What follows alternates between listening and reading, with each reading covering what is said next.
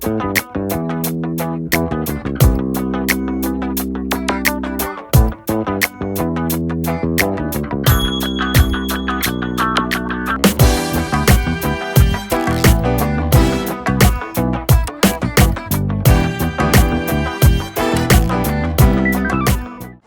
de identidade no Ministério Público Criminal, o difícil diálogo com o processo penal.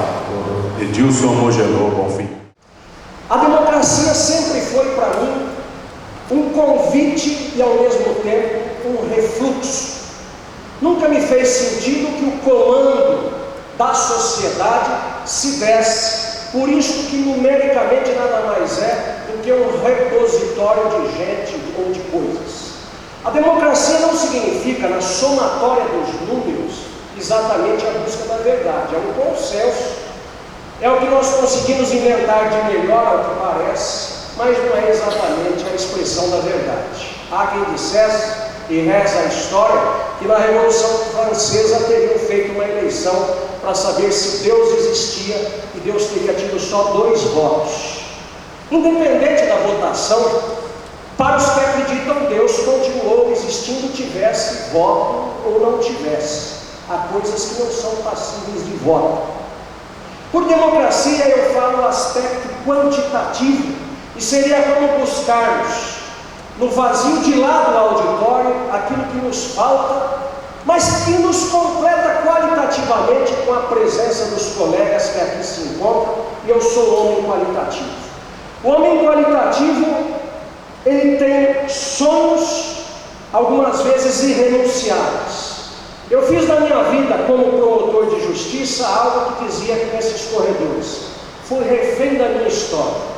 Li uma vez uma biografia de um grande artista, que se dizia, ao falarem dele, que o azar do artista é quando o aplaudem, porque o aplauso escraviza o artista, e se ele ama verdadeiramente o que ele faz, ele continua investindo na sua arte, para no bis tentar se superar. E a primeira vez que fiz uma palestra fora do estado de São Paulo foi em Maceió, onde conheci o Dr. Cláudio Barros Silva, que me convidava meses depois para ir ao seu Rio Grande do Sul, e a partir dali acabei vinculando uma história de sangue e carne com o Ministério Público Nacional, plasmada naquele primeiro e primitivo aplauso que me obrigou a viver 20 e poucos anos dedicados integralmente, quase que sem espaço para lazeres espirituais, a uma carreira da qual eu muito me orgulho e que eu não digo necessariamente haverei de dedicá-la aos mais jovens, mas que algum dia, se algum promotor ingressando no Ministério Público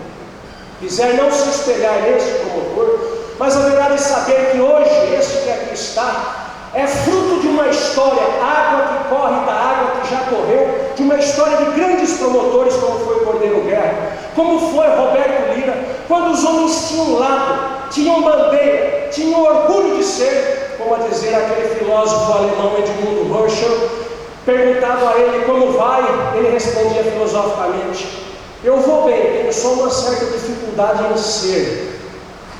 A crise hoje, a crise do Ministério Público, que não é diversa da crise do homem contemporâneo, que está em todos os segmentos, se protrai na política, se protrai pela economia, se protrai em todos os segmentos, que nós não ficamos imunes a ela, é uma crise íntima e única do homem.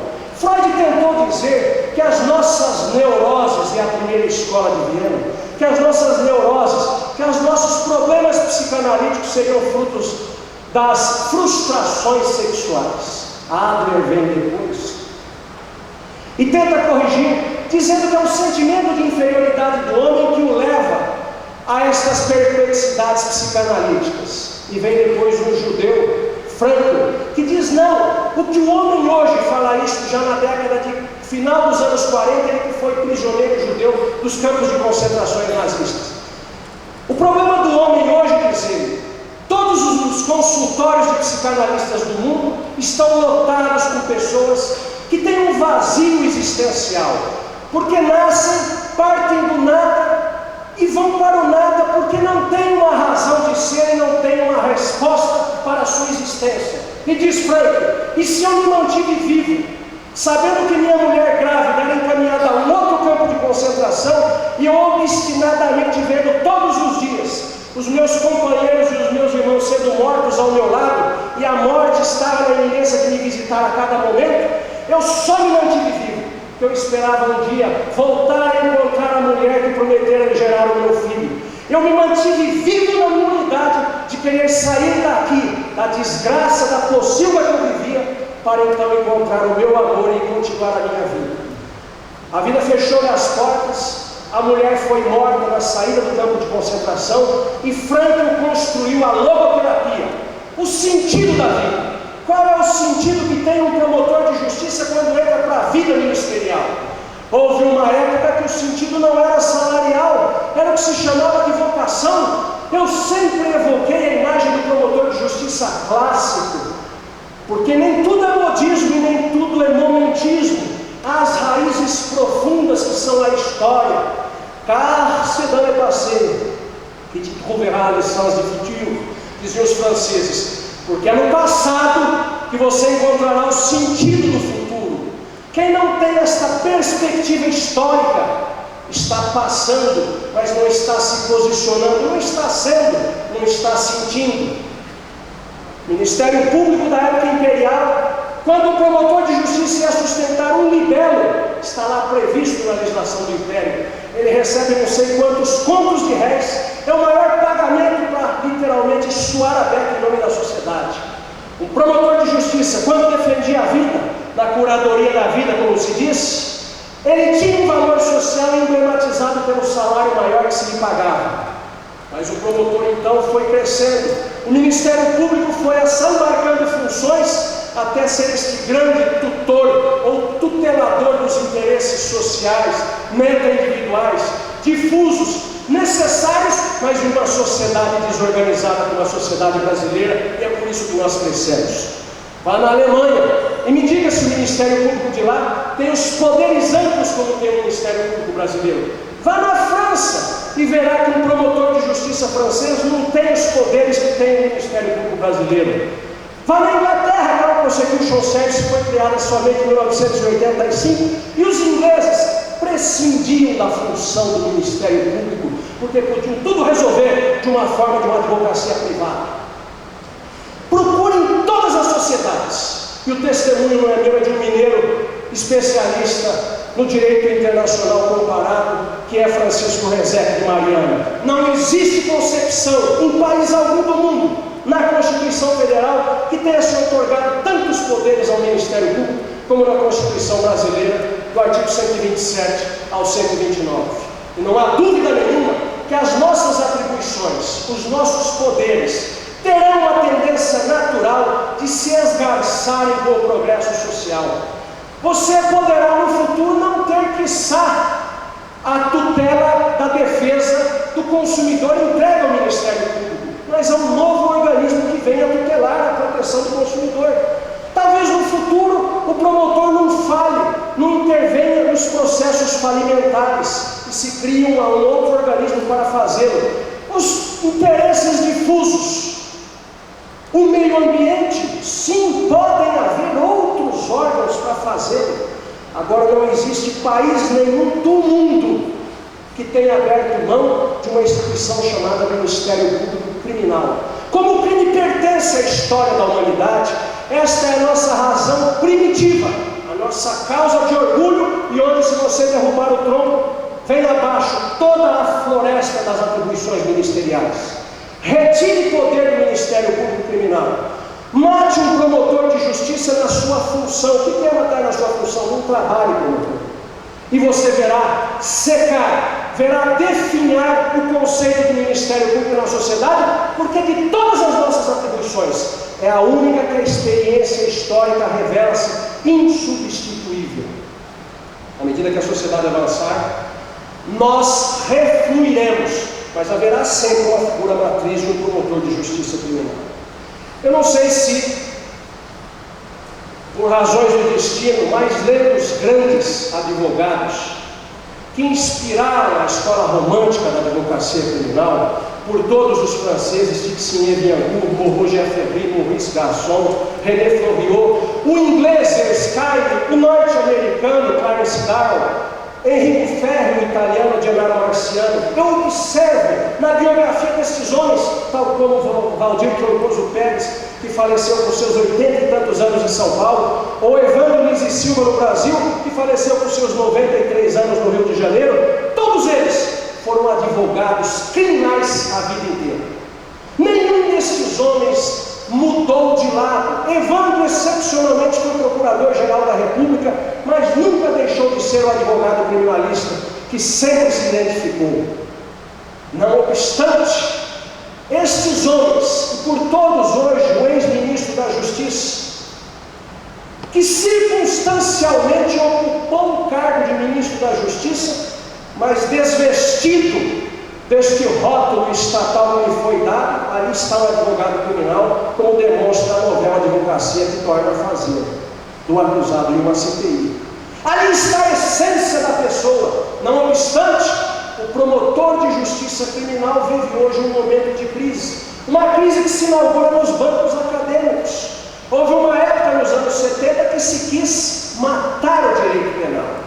Se falava do abolicionismo penal, que como toda palavra nova é sedutora. E esta palavra abolicionismo penal foi cambiando de rótulos, foi sendo atenuado, foi sendo chamado de direito penal mínimo, foi sendo chamado hoje com as suas variáveis de processo penal garantista, ou direito penal garantista. E peça para que alguém lhe defina o que é o direito penal mínimo, ou peça para alguém lhe defina o que é um processo penal garantista. Não acredite em nada cuja definição não cai em 5 linhas. E eu nunca vi uma definição disso. Todos nós somos favoráveis ao direito penal mínimo. Todos nós somos favoráveis a um processo penal garantista. Todos nós não queremos que a injustiça exista, porque é a Nossa Senhora sublime das nossas almas, sem a qual nós não seríamos promotores de justiça. Todos nós temos um discurso maravilhoso em prol da justiça, mas não obstante, vivemos hoje uma crise de identidade no Ministério Público, onde o promotor de justiça criminal quase chega a ter vergonha de acusar quem cometeu um mal feito. É como se ficasse sempre se perguntando se não vai trocar de lado num ou outro momento, ou não vai se sentar no banco do réu. Como se não se espelhasse na história, porque um dia um promotor de justiça cometeu um desatino e matou uma mulher, e ele começa a fazer então um inventário das suas culpas interiores, e falta nele aquela energia vital, que se chamava o sal da existência, para ser o promotor de justiça criminal que a sociedade espera. Aliás, se tudo tem dois lados, nós somos partes do processo penal, quer me parecer que se existe sempre um advogado criminal encastoado na sua essência, que tem orgulho de brandir a sua carteira da Ordem dos Advogados do Brasil, há de ter um outro lado, que se chama Ministério Público, promotor de justiça criminal. Mas a impressão que se tem é que o nosso lugar muitas vezes está esvaziado, não é de rótulo não, é de essência, é de função, é de ação. Eu nunca vi um promotor abrir mão do seu salário, mas eu vi promotor abrir mão da sua função.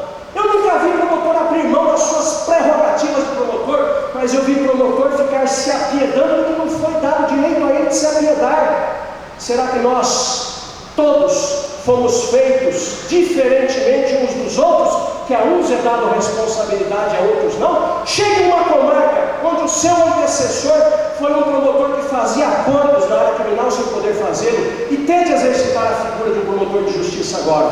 A sociedade, os advogados, lhe olharão enviesadamente, porque aquele que lhe antecedeu criou uma responsabilidade, uma falta dela, arrumando-lhe problemas que você não houvera criado, mas que você está a sofrer. O que se diz é que a nossa formação de hoje, ela vem de uma doutrina de base. A Bíblia do direito penal que nós estudamos hoje é escrita basicamente pela advocacia criminal, e não é problema dos advogados, o problema é nosso, que temos que ocupar as cátedras, que temos que ocupar o magistério, que temos que nos qualificar, que temos que nos preparar, que temos que escrever, que temos que ser promotores de justiça, que temos que ter lado. Mas não tem graça nenhuma dizermos simplesmente que os livros de direito, que não adianta ter esta idiosincrasia, que uns são promotores, outros advogados e juízes, como se fossem os três a mesma coisa. Há uma diferença substancial em ser advogado criminal e promotor de justiça. Há um desborde ético da advocacia criminal, desde que a caneta de Rui disse que nas causas criminais, advogado, não conta a sua opinião pessoal, que todo réu tem direito à defesa. Em cima desta escusa, ou deste biombo ético, se aceita as defesas das causas mais aéticas e mais improváveis possíveis. E o promotor de justiça? O promotor de justiça tem um teto, o teto é ético. Se ele entender que o caso é de absolvição, ele pede. Se ele entender que é uma pena menor, ele pede. Então ele tem a liberdade de pedir de acordo com a sua consciência. Mas como o direito penal é moldado à imagem, à semelhança de uma advocacia criminal, basta que se veja. Eu sou autor de livros. Se eu fosse escrever para segmentos, possivelmente eu aumentaria o meu rendimento escrevendo para uma advocacia criminal, como muitos o fazem. Porque numa comarca de médio porte você tem 2 ou 3 promotores, mas tem 100 advogados. E eles ficarão muito mais felizes se as opiniões, as posições que você trouxer vierem em socorro deles. Mas eu nunca entendi que a função primitiva do homem na terra fosse simplesmente ser escravizado pelo vil metal. Eu dizia e comentava aqui fora que o maior pagamento que um promotor de justiça criminal deve ter é o reconhecimento social, é o abraço da viúva, do órfão, é a sociedade dizendo: ali tem alguém que nos defenda. Mas você vai para a promotoria criminal, é muito mais fácil você instaurar um inquérito civil contra um político proeminente, você não sua, você não transpira, e aquilo traz luzes, e aquilo dá o vedatismo. Te vi ou não te vi, diziam as obras inglesas. Assim que em Hollywood, dizem os espanhóis. E você fica então refém das luzes, você fica seduzido pelas luzes, e você se esquece que você entrou numa carreira para ser feliz, como dizia Fulton Sheen, e fazer os outros felizes. Claro, ser feliz. Os maiores profissionais em qualquer área são aqueles que amam o que fazem. Os melhores profissionais em qualquer área da atividade humana são aqueles que Victor Frankl dizia, tem um sentido de vida. Mas eu vejo o promotor de justiça entrando hoje no Ministério Público como se já tivesse saindo. Ele já entrou cansado, como aquele Alexandre o Grande que procura sentinelas do seu exército e os encontra dormindo e os mata. Perguntado por que os matou, ele disse: tal os encontrei, tal os deixei. A sentinela da sociedade é o Ministério Público, é o soldado da lei que não tem por que se envergonhar disso. Se nós não usarmos este microfone social, não tenho dúvida, ele não ficará desconectado. Alguém vai usá-lo. Será a Defensoria Pública, será um novo órgão que se criará. Nós seremos esvaziados nas nossas funções e a culpa não é externa, a culpa é nossa. Nas comarcas em que eu fui promotor, ali tinha promotor. Conheci colegas que você chegava e dizia: aquele é o promotor de justiça. O promotor de justiça há de ser aquela figura humilde, mas com postura, resignada com as limitações que a lei traz, mas buscando cobrar em favor da sociedade cada moeda que é direito social, emblematizado num texto de lei que ele não colaborou para fazer, que é um outro dos grandes questionamentos que nós temos. Se arrumou uma figura fácil de computação do Ministério Público, que é fazer-se as comissões de reforma legislativa penal e colocar um colega nosso lá cooptado que assina em cruz. Vai ter que chegar um momento que o colega que for falar em nome do Ministério Público consigne nas atas qual é o seu parecer jurídico sobre aquele tema e mostra que tem lado, mas que não seja um simples estafeta, um secretário das comissões que ali estão, para colocar no currículo dele que participou da reforma tal, e quando você o cobra, mas por que aprovaram essa indecência? Ele diz: é comissão. É como aquele tiro de fuzil com bala de festim, ninguém sabe quem matou e ele não assume a culpa dele. Evidentemente, para as coisas boas ele buscará um aplauso. Eu sonho com um dia que as comissões de reforma da legislação penal trará a cada tópico discutido o DNA da sua posição como membro. Não basta você comer na sombra frondosa dos demais, beber da água gostosa dos aplausos, ser convidados para os congressos, para as conferências, e na alcova e nas escondidas entrar num jogo que é predominantemente feito por uma advocacia de luxo, que eu respeito, porque tem lado. Tem tanto lado que os grandes nunca mudaram de lado, mas que infelizmente levam o nosso lado para aquele lado e nos cooptam sem que nós percebamos. Há um grande poeta mineiro conhecido de vocês todos, Belmiro Braga, que dizia: corpos casados, almas em plena viuvez. Quantos promotores de justiça que são corpos ministeriais, mas quando você vai ouvir aquela voz, é uma voz gutural, como se fosse até uma possessão digna de exorcismo. Parece um criminalista falando. As teses de direito dele são todas pro réu. Evidentemente que eu conheço o princípio em dúvio pro réu, que é a sementeira de tudo, mas não precisa só martelar isto. A realidade é linguagem. Se você só fala em dúvio pro réu, em dúvio pro réu, em dúvio pro réu, é evidente que você vai ser uma criatura em dúvida. Perguntado quem você é diante do espelho, você dirá: nem eu sei quem você é. Porque você está perdendo a sua identidade, com vergonha de ser e exercer o melhor momento da sua vida, que é a juventude no Ministério Público. Quando eu vejo e recebo um abraço de um colega aposentado, como ontem à noite um aqui, aposentado em um congresso de promotores. Eu digo, não é aposentado, é a velha história do ser e do estar. Ele é promotor de justiça, pode estar aposentado, mas ele é promotor de justiça. E o outro que está na ativa dormindo, sentinela adormecido na sociedade. Agora, para nós criticarmos, nós semeamos a nossa história. Cada dia é uma consequência dos nossos atos. No passado a gente não mexe, mas diz que o futuro são infinitas as possibilidades. Você, doravante, a partir de hoje, você pode dar um rumo a mais no seu viver ministerial. Ou pode dizer que nada disso tem sentido, porque a vida não tem sentido. E você então é um assalariado estatal, vendendo os melhores dias da sua juventude para este patrão generoso que é o Estado. Vá um advogado criminal falar para o cliente dele que você, cliente, pelo que você fez, você merece ser condenado, inclusive na pena máxima. Vá você, meu cliente, você viu que coisa monstruosa que você fez, se tivesse pena de morte era o teu caso. É despedido de início. Agora, esse é o patrão dele, é o cliente. O patrão do Ministério Público é o mais generoso do mundo, é o Estado. Porque você fala mal dele, você o critica, você não é mandado embora.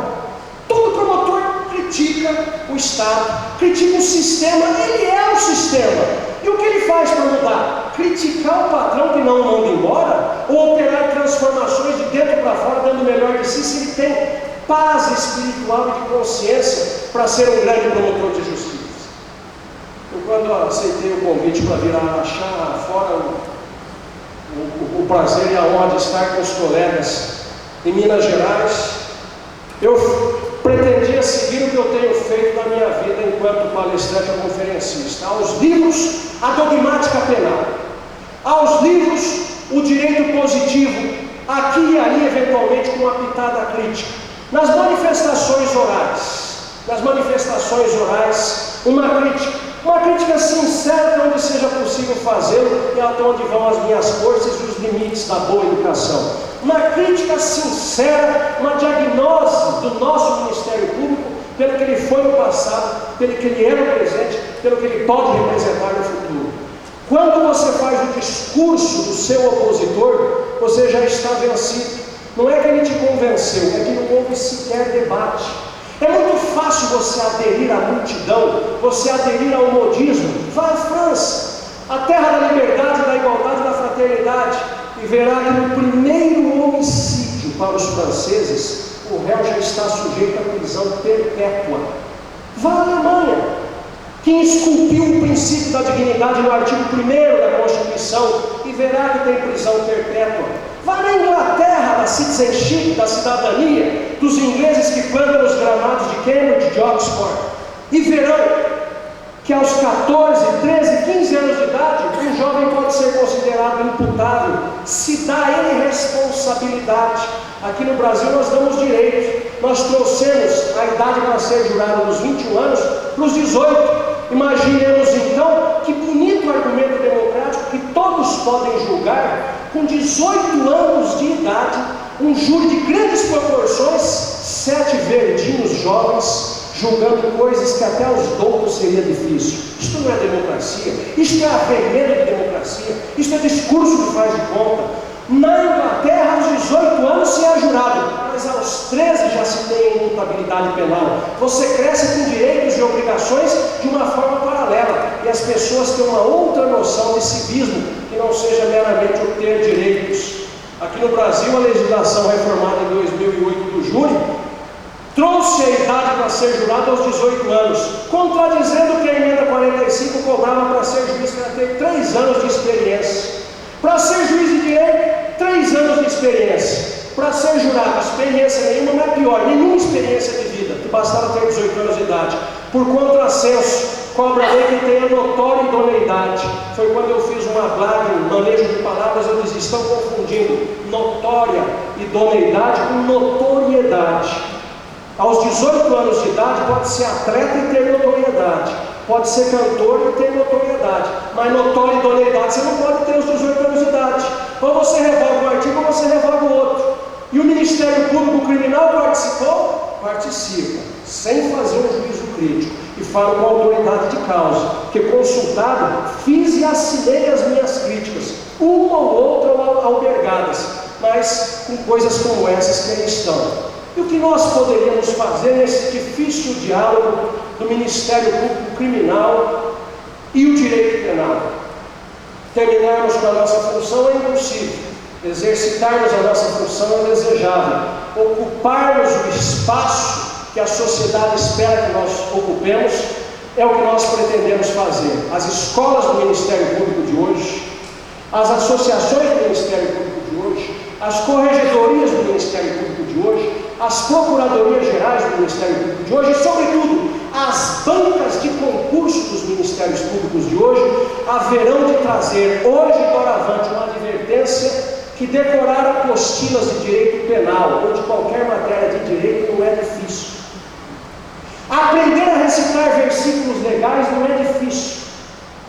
A grande pergunta é, sabendo o mínimo necessário para ser promotor, se você tem estrutura de personalidade para ser autoridade, para ser promotor, se você é capaz de enfrentar o poder estabelecido, se você tem dobradiça nas costas para ficar fazendo mesuras a quem tem poder, ou se você tem a envergadura da consciência e da retidão, que vai lhe trazer certo tormento, não há dúvida, mas que vai lhe trazer a realização do dever cumprido. O grande desafio do Ministério Público contemporâneo não é mais formar primeiros lugares de concurso, como se nós tivéssemos 50 vagas e os 50 candidatos tirassem 10 acertando tudo. O 10 é no dia a dia na comarca, é a condição de ter a bala no fuzil e dar o disparo, porque de nada adianta um arsenal legal gigantesco, se atrás daquela arma tem um covarde despreparado que não começa uma guerra. Eu fico vendo a nossa luta por mudar a lei nisso, mude todas as leis que aí estão e não mudemos a nossa concepção de agir, e vocês verão se haverá alguma diferença. Pode ficar as leis exatamente do jeito que está, com as leis do jeito que estão, fazemos mágica se quisermos, estaremos adequando a nossa hermenêutica à conveniência social. Não há necessidade de mudar mais, o façamos como no príncipe. Mudemos tudo, de tal forma que tudo permaneça como está. E assim a gente continua. O nosso desafio do Ministério Público no futuro, quero parecer, não é de buscarmos novas funções, nem de nos apaixonarmos se tivermos o risco de perder alguma função nossa, porque se nós buscarmos a experiência mundial, quanto mais a sociedade brasileira desenvolver, menos necessidade terão de nós no futuro. Mas se existe só uma coisa que simboliza a sociedade contemporânea, em todos os quadrantes, em todos os lugares, e aí não há exceção, é o advento da criminalidade. Até onde vão as minhas análises, até onde recai o olhar de quem estuda o direito penal, o crime tem crescido em todo o mundo, e haverá um abolicionista que dirá, então o direito penal não está funcionando. Eu digo, isso é um argumento sofismático, retire o direito penal e você vai ver então o pandemônio que viveremos. O direito penal não é milagre para a sociedade, ele é apenas um instrumento a mais para controle da criminalidade, que está um instrumento formal, para que cada um passe a mão na sua arma e vá fazer justiça com as próprias mãos. Em nenhum momento da história Mas agora a gente começa a rezar muito na Bíblia do Direito Penal de um professor argentino, com conceitos do professor argentino. Fiz palestra com ele a respeito como penalista, mas não comungo com a maior parte das ideias, eu acho que estou certo. Sem nenhuma falsa modéstia, acho que estou certo. Acho que estou certo, eu observo o direito comparado, insisto que estou certo. O direito penal ele tem um rótulo, é como? Que cor é essa? É vermelho. Que cor é isso? É branco. O que é isso? É direito penal. Não é civil, não é administrativo, não é pedagogia corretiva, é para punir. Quando a família não conseguiu mais segurar, quando a igreja não conseguiu mais cumprir o papel, o Estado tem que ser chamado à fala, e pelo Estado somos nós a representados. Poderia parecer um discurso com um rigor punitivo, quando nós estamos todos absolutamente centrados num discurso de direitos, quando a expressão de direitos humanos, por máxima que se tenha, está simbolizada na palavra liberdade. Mas quanto mais se fala em liberdade, mais estamos nós prisioneiros do medo, ameaçados que estamos constantemente em qualquer lugar de onde nós vivemos. Houve uma época em que o poder paralelo do crime não ameaçava as instituições de controle formal da criminalidade. Esta época passou.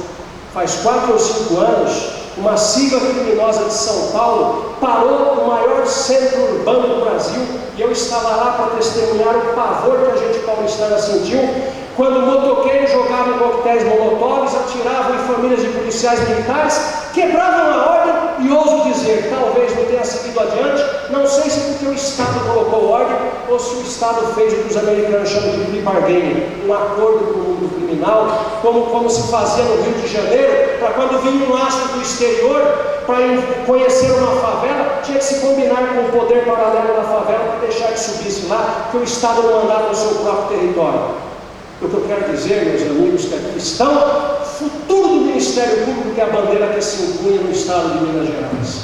A liberdade, ainda que tardia, não pode ser simplesmente uma flama de um discurso insosso, é uma atitude, é um jeito de ser, é o querer ser promotor de justiça. Quantas vezes vi candidatos brilhantes, chefes de família exemplares, aptos, prontos para falar em nome da sociedade, reprovados por 0,1 décimo, 0,2 décimos, por uma questão, e um jovem, eu entrei jovem, vocês entraram jovem, com 23, 24 anos, que teve a fortuna da bênção financeira do pai paterno, para estudar um bom cursinho, aprender aquele regramento jurídico, ser um matemático do direito. No dia seguinte, este rapaz não sabia o que fazer com o aparato legal que lhe era dado. E aquele chefe de família, que sabe o que é lavrar a terra com o suor do seu rosto, que sabe quando o lobo vem para comer a sua ovelha, aquele chefe de família que sabe que é uma doença na sua casa e na sociedade,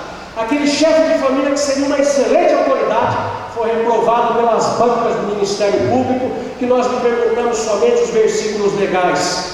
É possível, na entrevista dos nossos candidatos, nós perscrutarmos um pouco do que nós queremos ser. E eu escutei uma vez um argumento sofismático de um colega: mas nós temos que ter promotores de todos os matizes. Eu falo, fica tranquilo, isso nós vamos ter sempre. Agora, você tem advogados criminalistas de todos os matizes para atrair o mandato do réu? Não, são todos fiéis ao seu mandato, senão cometem crime. E o promotor de justiça há de ser minimamente fiel ao seu mandato. Me recordo no interior do Paraná, onde eu nasci, havia um símbolo, e eu me perguntava nos 7, nos 8, nos 9 anos de idade, o que aqueles casais, aqueles moços e aquelas moças faziam num parque no centro da cidade, com um canivetinho. Era moda na época, quando não havia o discurso do meio ambiente, eles entalhavam coraçõezinhos com uma flechinha passando no tronco de uma árvore e colocavam neste coração de um lado o nome de um, do outro lado o nome do outro. Eles queriam que no futuro alguém visse naquela árvore e imortalizasse o amor que os dois sentiram num dia, naquele sonho do amor perpétuo e para sempre.